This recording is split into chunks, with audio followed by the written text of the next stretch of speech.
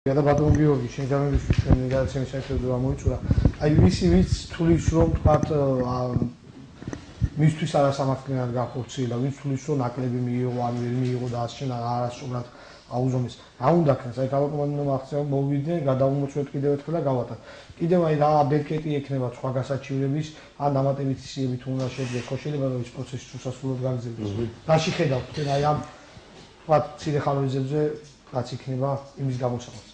კი ბატონო, სამართლიანობა მოითხოვს რომ აღინიშნოს ის ფაქტი, რომ თუ კი ადამიანმა მიაკითხა დაზარალებულმა ბენეფიციარმა მიაკითხა თქვათ კომისიას და ამ თუ კი მიაკითხა კომისიას დაზარალებულმა მოსახლეობამ 100%-დან 100%-მა მიიღო დახმარება.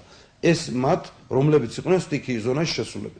ესეთი ადამიანი მეწეღან თქვი და გავიმეორებ ბუნებაში არ არსებობს რომ მიაკითხა, გადაზომეს, ხელი მოაწერა, აქტი შედგა, ან გნებავთ ისეთი რამ მოხდა რომ მიაკითხა და აქტი არ შედგა, არ არსებობს. 100%-დან 100% იღებს.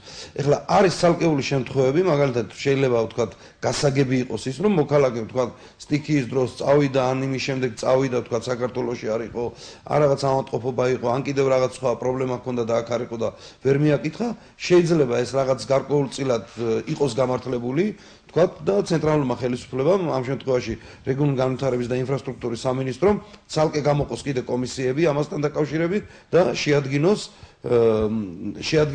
ხელახალი თქვათ რაღაც დამატებითი სიები.